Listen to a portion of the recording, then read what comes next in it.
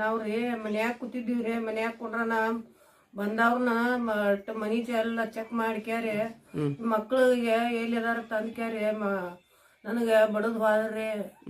ಬಡದು ಹೋಗೋಣ ರೀ. ನಾ ಯಾಕ್ರಿ ಮೇಡಮ್ ನಾನು ಇಲ್ಲ ನಿನ್ನ ಮಕ್ಳಿಗೆ ಬುದ್ಧಿ ಹೇಳಕ್ ಬರೈತಿಲ್ಲೋ ತಂದ್ಕ್ಯಾರಿ ಇದು ಮಾಡ್ಯಾರಿ. ನಮ್ಗ ಬಡದ ಹೋಗ್ಯಾರಿ ಸರ್. ಏನಂದ್ರೆ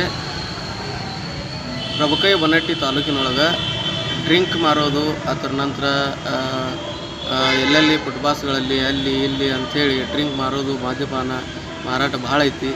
ಇರುವಾಗ ಒಬ್ಬರು ಚಂದ್ರವ್ವ ಅಬಕಾರಿ ಇಲಾಖೆಯವರು ಒಬ್ಬ ಚಂದ್ರವ್ವ ಬಸಪ್ಪ ಕದಮ್ ಅವರಿಗೆ ಅಬಕಾರಿ ಇಲಾಖೆಯವರು ಬಂದು ಹಲ್ಲೆ ಮಾಡ್ತಾರೆ.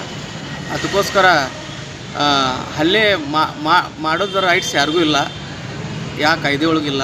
ಇರುವಾಗ ಅವರಿಗೆ ಇವರು ಹೊಡೆದಿದ್ದಾರೆ. ಅದರ ನಂತರ ಇದ್ದ ಮೇಲಿನ ಅಧಿಕಾರಿಗಳ ಏನು ಮುಗ್ಧ ಕ್ರಮ ಇವ್ರ ಮೇಲೆ ತಗೋಬೇಕು. ಅದರ ನಂತರ ಏನಾದರೂ ಅಲ್ಲಿ ಹಲ್ಲೆ ಮಾಡೋಕ್ಕಿಂತ ಮೊದಲು ಏನಾದರೂ ಅವ್ರು ತಪ್ಪು ಮಾಡಿದ್ರೆ ಅವ್ರ ಮೇಲೆ ಕ್ರಮ ತಗೋಬೇಕಾಗಿತ್ತು ಈ ಅಧಿಕಾರಿಗಳು. ಅದರ ನಂತರ ಕ್ರಮನೇ ತೊಗೊಂಡಿಲ್ಲ ಅಂದರೆ ಹಲ್ಲೆ ಮಾಡೋದು ತಪ್ಪು. ಇವ್ರ ಮೇಲೆ ಮೇಲಿನ ಅಧಿಕಾರಿಗಳು ಅಬಕಾರಿ ಇಲಾಖೆಯವರಿಗೆ ಮುಗ್ಧ ಇವ್ರ ಮೇಲೆ ಕ್ರಮ ತಗೋಬೇಕು ಅಂತೇಳಿ ನನ್ನಲ್ಲಿ ಅನಿಸಿಕೆ.